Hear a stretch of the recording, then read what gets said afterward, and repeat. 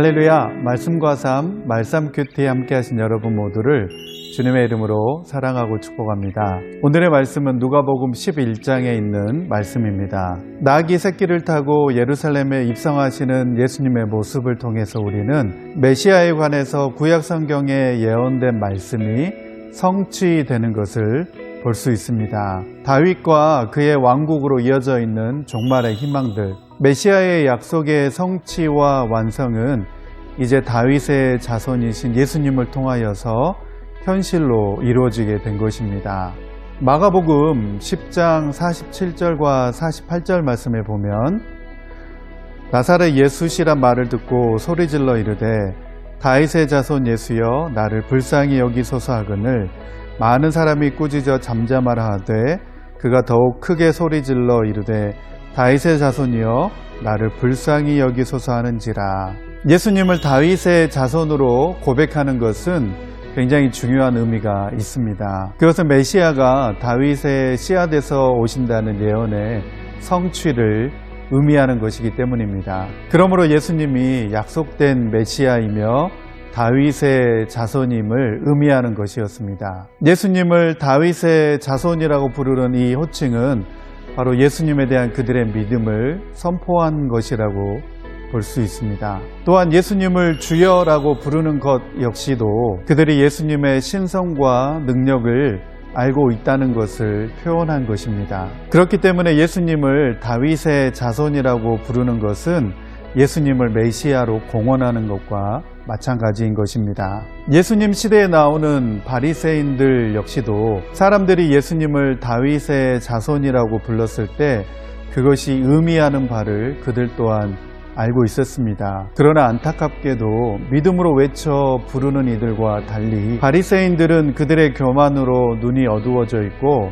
성경에 대한 이해가 부족했으므로 아마도 그들이 평생 기다려왔을 메시아가 여기에 서 있다는 사실을 볼 수 없었습니다. 바리새인들은 예수님이 자기들에게 존경의 태도를 보이지 않는다고 예수님을 미워했습니다. 그래서 바리새인들은 사람들이 예수님을 메시아라고 칭송할 때 그들은 매우 격분했으며 오히려 예수님을 죽이려고 계략을 세웠습니다. 오늘 함께 묵상할 마가복음 11장 1절에서 10절에 있는 말씀도 이러한 맥락에서 살펴볼 수 있습니다. 다 함께 오늘 말씀 마가복음 11장 1절에서 10절에 있는 말씀을 살펴보도록 하겠습니다. 마가복음 11장 1절에서 10절 말씀입니다. 그들이 예루살렘 가까이에 곧 올리브산에 있는 벳바게와 베다니 가까이에 이르렀을 때 예수께서 제자 둘을 보내시며 그들에게 말씀하셨다. 너희는 맞은편 마을로 가거라. 거기에 들어가서 보면 아직 아무도 탄 적이 없는 새끼 나귀 한 마리가 매어 있을 것이다. 그것을 풀어서 끌고 오너라. 어느 누가 왜 이러는 거요 하고 물으면 주님께서 쓰시려고 하십니다. 쓰시고 나면 지체 없이 이리로 돌려보내실 것입니다. 하고 말하여라. 그들은 가서 새끼 나귀가 밭갓 길 쪽으로 나 있는 문에 매어 있는 것을 보고 그것을 풀었다. 거기에 서 있는 사람들 가운데 몇 사람이 그들에게 물었다. 새끼 나귀를 풀다니 무슨 짓이요?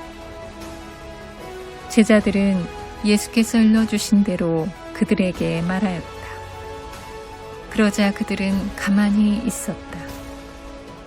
제자들이 그 새끼 나귀를 예수께로 끌고 와서 자기들의 겉옷을 그 등에 걸쳐 놓으니 예수께서 그 위에 올라타셨다.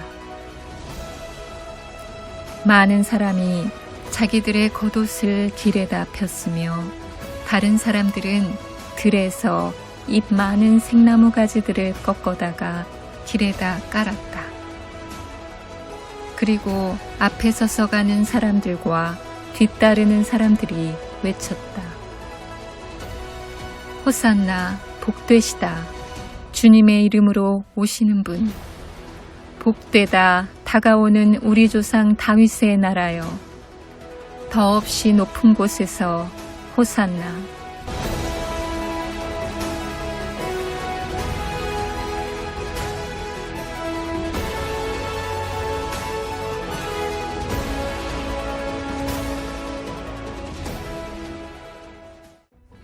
예수님께서는 제자들과 함께 겟세마네 동산 너머에 있는 벳바게와 베다니에 가셔서 두 제자에게 나귀 새끼를 데리고 오라고 이야기합니다.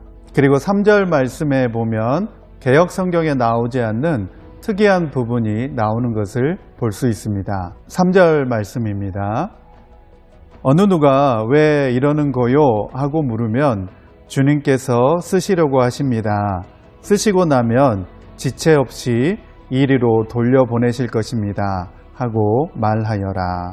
예수님께서 일러주신 대로 두 제자는 나귀 주인에게 그렇게 말했을 때 나귀 주인은 순순히 자기의 나귀 새끼를 내어주는 것을 본문 말씀 가운데서 볼 수 있습니다. 그러면 우리는 오늘 본문 말씀 가운데서 예수님께서 굳이 나귀를 타고 예루살렘으로 입성하신 이유가 무엇인지에 대해서 생각해 볼 필요가 있습니다. 이것은 바로 오래전 선지자들의 예언을 마침내 이룬 영광스러운 입성이었습니다. 뿐만 아니라 이 모습을 통하여서 예수님께서는 이 세상을 섬기기 위한 종으로 오셨으며 가장 겸손한 모습으로 오고 계신다고 하는 사실을 보여주고 있습니다. 바로 이러한 예수님의 모습은 스가랴 9장 9절에 있는 예언의 말씀의 성취입니다. 스가랴 9장 9절 말씀입니다. 시온에 따라 크게 기뻐할지어다. 예루살렘에 따라 즐거이 부를지어다. 보라, 내 왕이 내게 임하시나니 그는 공의로우시며 구원을 베푸시며 겸손하여서 나귀를 타시나니 나귀의 작은 것 곧 나귀 새끼니라. 또한 이러한 예수님의 모습은 창세기 49장 10절에서 11절에 있는 예언의 말씀의 성취이기도 합니다. 창세기 49장 10절과 11절 말씀입니다. 규가 유다를 떠나지 아니하며 통치자의 지팡이가 그 발 사이에서 떠나지 아니하기를 실로가 오시기까지 이르리니 그에게 모든 백성이 복종하리로다. 그의 나귀를 포도나무에 매며 그의 암나귀 새끼를 아름다운 포도나무에 맬 것이며 또 그 옷을 포도주에 빨며 그의 복장을 포도즙에 빨리로다. 바로 이 창세기의 말씀을 통하여서 예수님께서 예루살렘에 입성하신 궁극적인 이유도 자기 목숨을 많은 사람의 대속물로 주시기 위함이었습니다. 그러므로 예수님의 예루살렘의 입성은 왕으로서 나귀를 타시는 전혀 어울리지 않는 모습이지만 그러나 가장 합당한 모습으로 이루어진 것입니다.